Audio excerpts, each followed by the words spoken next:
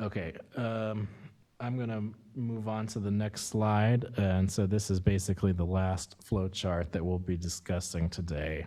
And then we're going to move on to the methods for reporting. This is the last major reporting entity type that is required to report in RDRS. This corresponds to section 18815.8 of Article 9.25 CCR. So again, these are entities who take material from a reporting entity and sell or transfer them to other reporting entities, end users, or persons out of state or out of country. Virtually the same reporting requirements compared with recycler composters. You only report on outbound material. And brokers and transporters, as I've said, only report if they determine the destination of that material. If they're simply hired to move, for instance, biosolids from the wastewater treatment plant to the composting facility or disposal facility, they are not required to submit an RDRS report. It's the recycler who sends material via that transporter broker. If they've identified the destination, they would provide that information directly. We sent it to the disposal facility. We sent it to the composting facility because they know where it's going, so they should just tell us where it's going without identifying the broker. And this is for, again, if it's the receiving facility who determines the destination. I'm sorry, the sending facility who determines the destination and not the broker. All right, so again, very similar to recycler composter. If you send material to the disposal facility, you would need to identify the tons material type, RDRS number, contact information. Same thing for green and non-green material, potential beneficial reuse. Same for recycling and composting.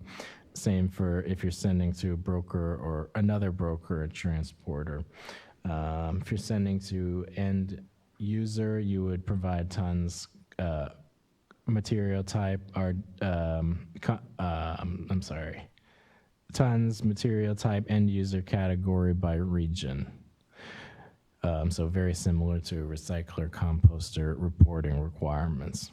And then out of state, again, same thing as recycler composter. The only thing that's a major difference is not providing the out of state recycling composting facility contact information. That's not required for this. So with that, I'm gonna sort of wrap up this section of our little discussion today. Maybe we'll take one more opportunity to check in with folks if there are any things that need to be clarified with respect to flows of information streams and how to report them for any of the reporting entity types that we covered today. So food waste self-hauler, contract hauler, transfer processor, disposal facility, recycler, composter, and brokers and transporters. If anyone has any questions, we'll first see from in person here. Not seeing anybody. Check in with the folks online. Also, before you go to questions, just want to say we do realize the legend is off on this broker and transporters out of state. It should be, instead of the orange dashed arrow, it should be green dashed arrow, so we'll fix that and make sure it's correct when we upload it. Yeah, go ahead. All right, so I have a question from Matt from Escondido Materials.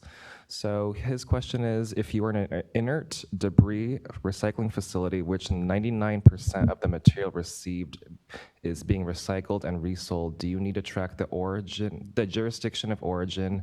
And if you need to track the jurisdiction of origin, what constitutes as the origin?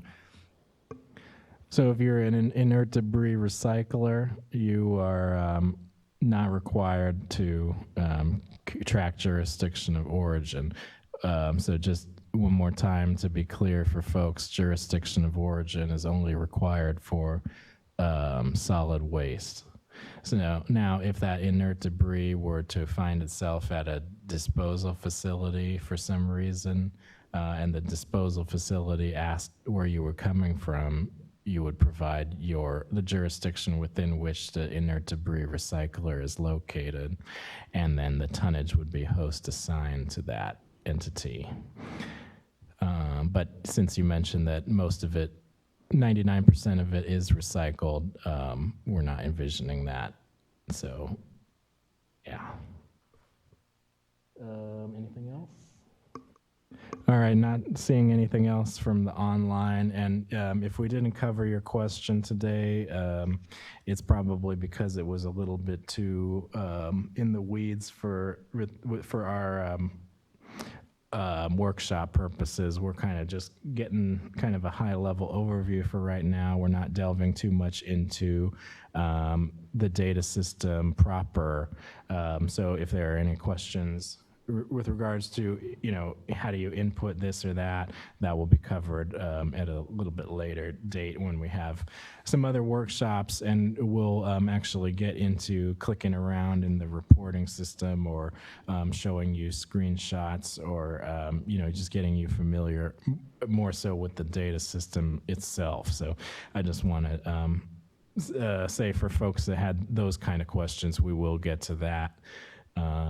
If not, after this meeting, certainly in the context of a future workshop. And so your question is still valuable for us shaping future workshops and what to discuss. So rest assured that, if you did submit a question and we didn't read it, we will follow up.